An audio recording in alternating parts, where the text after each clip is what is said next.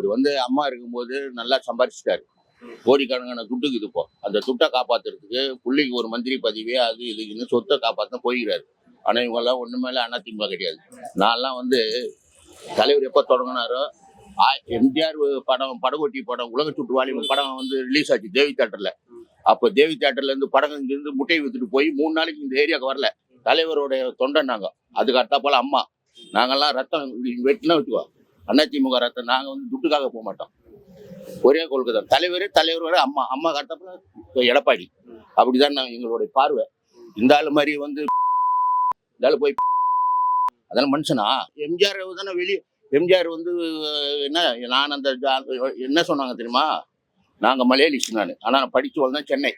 எம்ஜிஆர் மலையாள தான் கட்சி ஆரம்பிச்சிட்டாரு.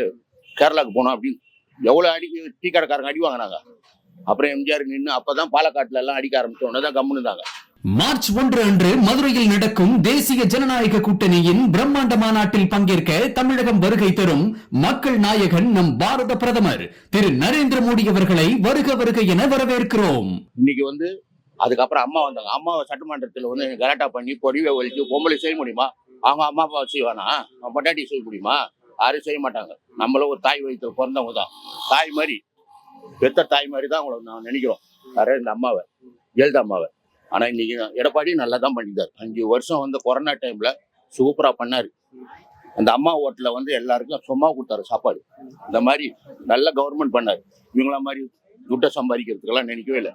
இன்னைக்கு நல்ல ஒரு கவர்மெண்ட் நடத்துறதுன்னா எடப்பாடி தான். திமுக ஒண்ணுமே சொல்றான். அவங்க அப்பா திருட, அவரு திருட, எல்லாருமே மோசம்தான். கொள்ளையடிக்கிட்டு தான் இருக்கிறாங்க. கேட்டா ஒரே தமிழர் தமிழர் அந்த மாதிரி வார்த்தையே வரக்கூடாது. இந்தியாவில் எல்லாமே இந்தியாவில் இருக்கிறோம், இங்க இருக்கிறோம், அங்க போகலாம், அங்க இருக்கிறோம், இங்க வரலாம், எங்கேயுமே பிழைக்கலாம். இந்தியான்றது நம்மளோட தாய்நாடு. அதுல இங்க இருக்கிறோம், இங்கதான் இருக்கணும், அங்க இருக்கிறோம், போறோம் அப்படி சொல்லவே கூடாது.